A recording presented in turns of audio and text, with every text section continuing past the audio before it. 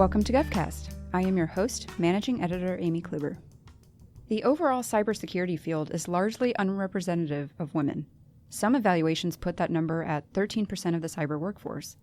In the federal government, women make up about a quarter of the IT workforce. For NIH Center for Information Technology CISO Jothi Dugar, she's making it a priority to bring a certain leadership style to her role, one that promotes wellness and diversity.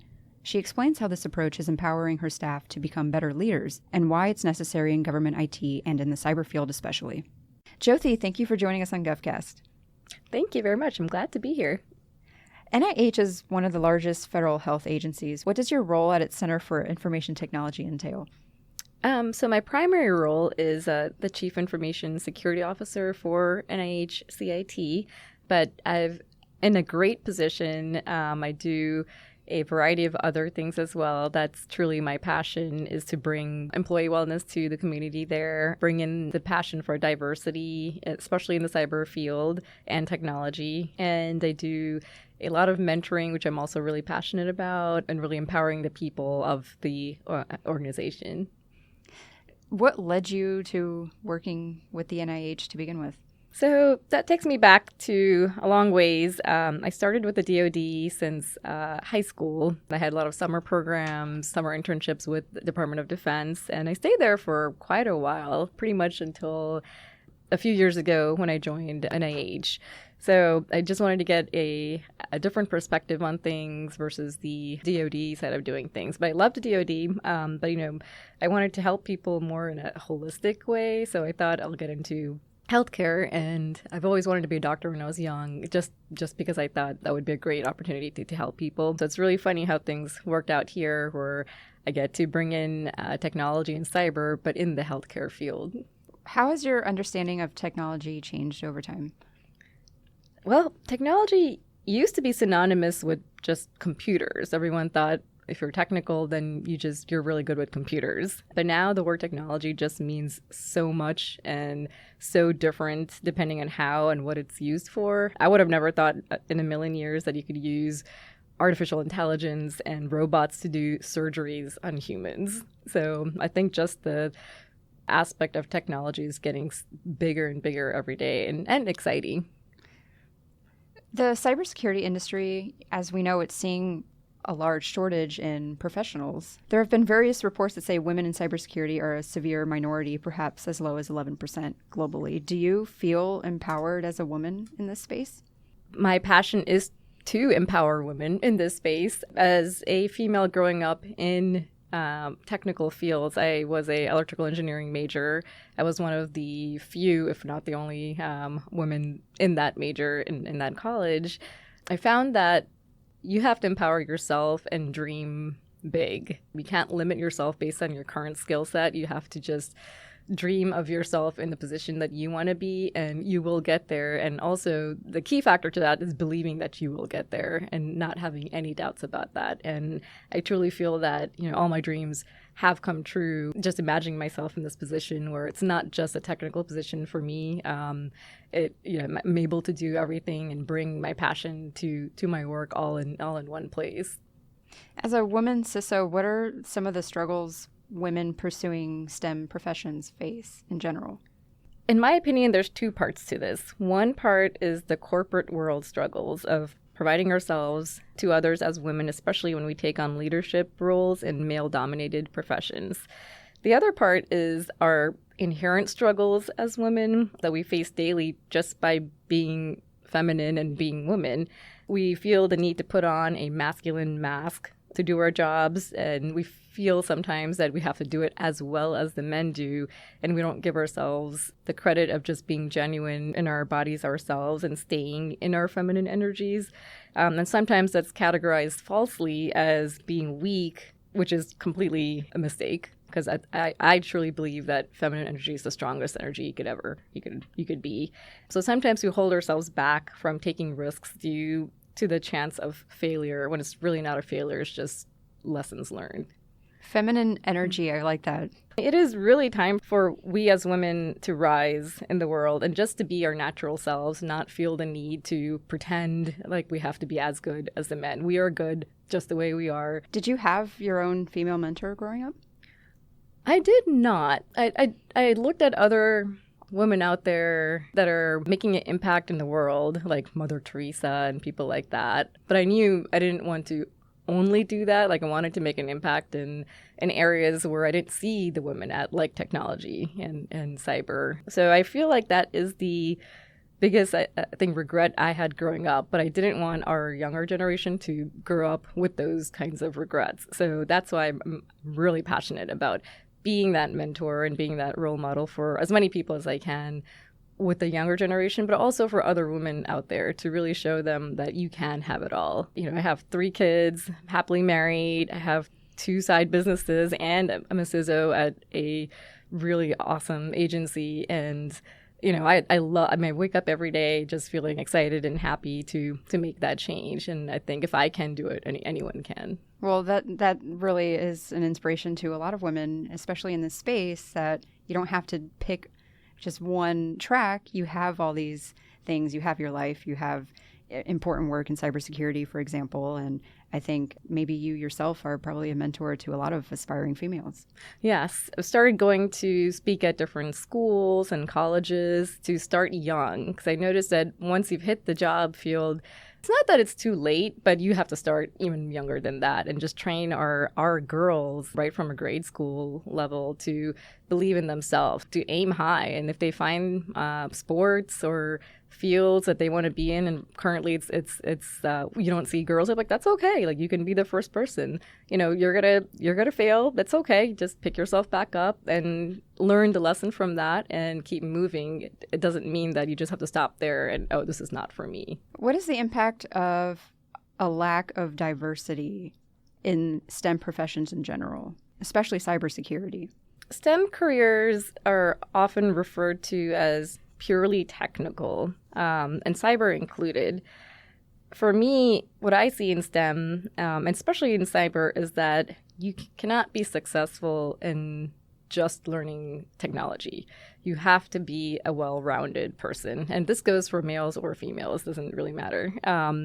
You have to be able to connect with others. You have to have empathy. You have to learn, emotional intelligence. You know, just having a high IQ but a very low EQ, which is what we see a lot these days, especially in technology, is only going to get you so far. So whether you're just starting out or whether you're in leadership, especially in leadership, I would think you would need to be well-rounded, have people skills, understand the technology and keep up with it, but doesn't mean you have to be only focused on that. And by diversity, that's also an area where I feel there's a lot of misconception. Sometimes people think of diversity and they only think of race, and that too a very minor subset of that race. For me, diversity means a collection of various different things. There's cognitive diversity, age, race, culture, ethnicity, it's all part of it. And even the education levels and skill set, it brings in a diverse workforce. And where I thought what's really lacking these days is just that collaborative nature of people. There's a lot of competition type of mindsets out there, and we really need to do a better job in leading by example from the leadership level down to really set that tone for the organization, that it's a collaborative, it's diverse, we're all working together for the same mission. So that's an interesting take on, especially in technology nowadays, we hear so much about modernizing or trying to keep up with the latest trends, and we never really think about the workforce aspect as far as the personalities that are involved. It's not just about skills. So I'm glad you brought up that about the emotional element to it. That's an interesting take. Yeah, I truly believe that people are the heart of the organization. If you don't empower your people and you don't take care of your people, then your organization will only go so far. Or they'll leave or they'll find better opportunities. So I truly believe that, as they say, that the heart is the center of a person, then the people are the center of the organization. How has your own health and wellness journey influenced how you approach your work at NIH? Based on my recent struggles after my 3rd baby was born, there were several complications that stemmed from an OB that wasn't paying a whole lot of attention when she conducted my C-section. So because of that, I spent about 2 years, actually until recently, still recovering from that. But what I was able to do is recover naturally using holistic alternative medicine and just using my own willpower and positive thinking. And I learned a lot through this whole process, met some phenomenal natural doctors. So one would think that you would have regrets of doing that. And, like, I have no regrets.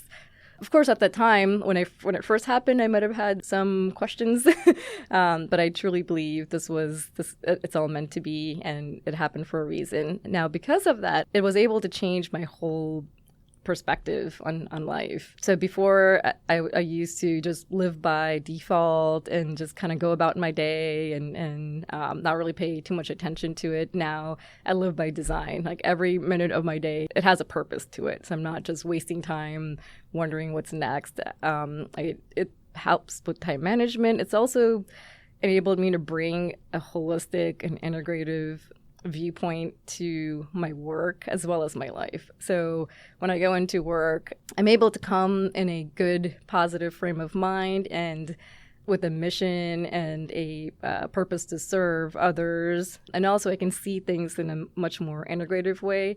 So what this taught me was that it wasn't just one solution that I was able to heal from. It was a combination of multiple different solutions and multiple different therapies and different remedies.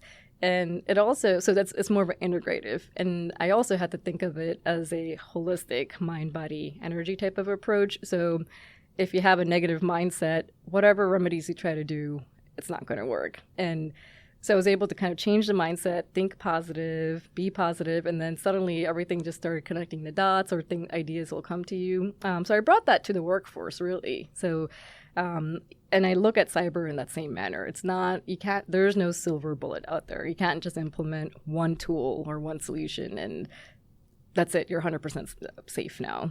And that really goes down to the people aspect of it. A lot of organizations decrease the importance on the people aspect. We're all looking at various tools, how many tools we have to implement, and then we feel a false sense of security that, oh, we've implemented these firewalls, we've implemented these kinds of agents out there, so now we should be safe.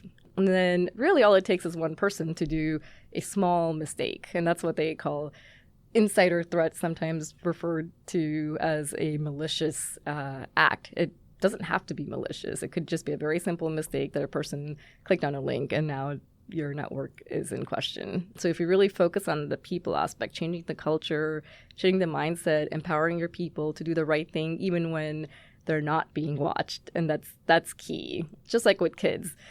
If you empower them to do the right thing when you're not there, then you've set them up for success. Versus if they're just doing the right thing when you're there because they're scared of you, then that's not going to really work well. Yeah, the fear tactic. Yes. How has this approach resonated on your team? Has it been met with praise or awe at all? Yes. So that's where all the wellness aspect comes into play. I recently taught for Fitness Month in June. I taught a Bollywood dancercise class, and as well as a strengthening your core based on all my experience. And it's funny because people thought that I was this outside person that's coming in and training, like, oh, can you do this every week? I'm like, no, I actually have another day job here. It's called a CISO. And like, you are a CISO? So what? And sometimes it's a little baffling for them. Like, so I don't get it. I'm like, that's quite all right. Well, for me, it's the other way around. It's like, you're a dancer too? Yes. And that, I'm glad you mentioned that. So there's a lot of thought out there that STEM, cyber, technology is one side of the coin, and then the arts and creative side is just this whole other side that sometimes is deemed as like woo-woo, she, or we don't really, that has nothing to do with technology. And I forgot to mention that and how it all plays a part in the diversity, because if you don't bring in that creative side into the technology side and you don't merge that, then you're going to be thinking with the same strategies that everybody else is, including a adversary. So you have to bring in that creative and artistic side. And I am a director of a local dance company, and that has really done wonders for me because I teach children, and teaching children is very different from teaching adults. And you have to take a different approach and customize it for each person or each student. You can't just say, so it's like I teach this way, take it or leave it. You have to understand, okay, this person might learn more of a visual. This person might learn more of a verbal education. This person might have to just see something like, on paper. And that's the same approach with cyber. You can't go to your executives in the same way that you would deal with staff or deal with clinicians. So you have to be able to use creative words, creative vocabulary to explain something to a chief financial officer than you would to a staff clinician or a researcher, and make them understand their role and what they play in cyber or whatever that you're trying to talk to them about, and have them understand the impact that they would have to the organization in that field. Wow, interesting. I'm a dancer myself, so in my my night job, I guess, I go to ballet class. So that's also very inspiring and kind of definitely bring that. What steps do you think those in federal and public leadership positions can take to improve the overall environment for their teams? NIH has a program called NIH Advancing Diversity Program, and they actually bring in different colleges and universities that either they've worked with or they fund to speak about how they're addressing this diversity epidemic in the biomed sciences. So I had the honor of going to one, which was phenomenal. And I realized that there's a diversity problem issue in more fields than just technology. I did not actually realize that the same issue exists in the biomed sciences. So in this program, they had universities come in and they started talking about how they're changing the institutional culture in their universities by raising campus-wide cultural awareness through their leadership in combination with employee engagement. And they really emphasize the importance of diversity. And they mentioned, which is also something that I truly value, is that leadership must be the role models. People want to see themselves in their leaders. So if your leaders don't look like the people that they lead, then you'll only go so far. And so what they meant by that is you have to show diversity in your leadership as well. But in your leadership, they also have to be the role models, like really pushing for this and showing their support. And in my approach, in my opinion, the approach has to be not just top down, but also bottom up and all across. So it cannot be one or the other. And I've been in organizations that most organizations have a single approach. It's either top down or it's only bottom up, and that's it.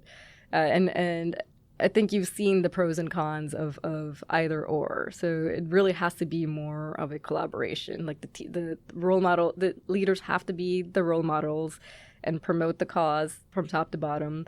Employees have to be more engaged and understand their role in things and to take that bottom up approach. And then we have to work together collaboratively across the board. Is this an NIH sponsored program? It is a program that they had arranged where this is the first time that I went to it, but I thought it was just to know that it's truly valued and they're working with multiple universities and colleges. So the word is getting out there and we're all trying, it looks like, as a community or village effort to bring importance to this. Great. Where do you see technology in the workforce making the most impact in healthcare, tech, and cyber, maybe over the next 5 years? With the rise of artificial intelligence and newer technologies day by day, there's really no going backwards. We can't really go back to manual ways of doing things anymore. So when it comes to healthcare IT, we really have to find new and innovative ways of securing, especially our medical devices and medical instruments. But we must also collaborate and join together to be more proactive and take a community cohort type of approach to things. I think if every hospital or if every healthcare organization or even every government agency just tries to do something on their own in their own little silos, then you're not really setting yourself up for success as a community. So I think as as organizations struggle with the same kinds of issues, why try to solve them by ourselves? We really need to be more collaborative and try to find solutions together across the board. Do you think this idea or the way you approach your team and your leadership position, do you think it might influence other agencies to follow in those footsteps? Do you think maybe that university program is a first step toward that? I would definitely hope so. I think now the awareness is there. So I know several years ago that awareness might not have even been there. So that's the first step. But we can't just stop there. We have to keep marching on, start with the awareness, and then start taking actions. And sometimes when you think of a goal being too big, it becomes almost non-feasible, and then you tend to back off and like, oh, this is too big. Let's just not do anything. But I think maybe thinking of it in small chunks of it might work. So maybe start with the top-down approach first. Have your leadership be the mentors and role models. And then maybe as a next step, then start employee wellness programs and start looking at the people. Why are your people happy to begin with? And if they're not happy, why aren't they happy? What can we do? That doesn't necessarily mean, some would take that to mean, oh, are we offering things that we cannot promise on? But you'd be surprised to learn sometimes when you take a poll, and I've done this before, on what really motivates people and what gets them going. It's not always money. You don't necessarily join the government to become a millionaire. You join it because you might be passionate about the mission of the organization. So what is it that's going to get them going, and what juices them in life? And that's where I think looking at them from a holistic point of view really helps, because you bring the whole person to work. So you can't just leave your personal side at home and fully concentrate on work. And the same way, you don't just leave your work at work and go back home and never talk about it. That would be the... I mean, that's the goal. That's the goal, but, it's all part of you. So I think looking at the people, seeing what's going on, what is it? And one agency did this that I just learned about is they would have personas for people. They have your picture on there. So psychologically, when you see your picture on something, it automatically just attracts your brain to that. And then they would have this mechanism where this is where you are now. And they would talk to you, of course, and like, this is where you want to be in 5 years. What are some of the steps you need to take, or maybe the certifications, or maybe some conferences, or if you're a person that struggles with self-confidence, maybe you have to give a talk somewhere to kind of get that out, face your fears. They would have this roadmap and then your kind of end goal here. And then when you envision that, some people have put them up on their walls and, something to look at when you're feeling down, like, oh, is this the right thing for me to do? And you look at your persona and your roadmap. It's almost a motivation factor. So you also have a couple books coming out this year. Tell me more about those. I do. One is called Women Underrated. So you can guess what that's about. And it's not just a memoir or a book that just talks about the struggles. It is a book that my hope is that it's inspiring for even young girls to read, and women out there to show, you can have had anything happen to you. And I'm not dismissing anything negative that could have happened to people, but don't let that drive your whole life. There has to be a point where you process that, you forgive whatever or whomever or even yourself in that, and then you move on and let that drive you to be a better person and to be there for others, versus a lot of times what happens is you kind of use that as a reason not to do anything further. So that's just my ultimate goal, is to just show, how you can dream big and achieve what you want as a woman and as a girl, and you don't have to limit yourself to your current skills, because I truly believe that confidence is a skill and it can be learned. So with your interesting take on your leadership approach and with your involvement in cybersecurity, where do you see your path taking you next? Opportunities come to you for a reason, and just understanding your role in that opportunity. And at the NIH CIT, I truly believe that I'm here for a reason. I'm here to be their change agent, to bring all of these aspects together in one place. And it's very ironic, I would say, that I'm in a purely very technical place, but I'm still able to bring other sides of just a person to that side. So it's not just the technology or cyber side. I'm also able to bring that wellness and the dance and writing and just empowering people. So it can be done. And so my thought is I'm here for a reason. I'm so excited to serve this mission for them. And then let's see where that path takes me in the future. Well, thanks for joining us on GovCast. This was a fantastic conversation. I'm looking forward to looking out for your books that are coming out. Where would I be able to find those, by the way? So it's not out yet, but once it's out, it should be on Amazon and all the local book channels as well. Great. I'll look out for those. So thank you so much. Thank you so much.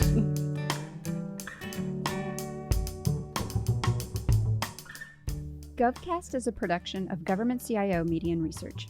For more podcasts, head to governmentcio.com/podcasts. GovCast is produced and hosted by Amy Kluber. Edited by Stephen Sullivan. Theme music provided by Big Hoax. If you're interested in sponsoring a podcast, contact us at sponsor@governmentcio.com.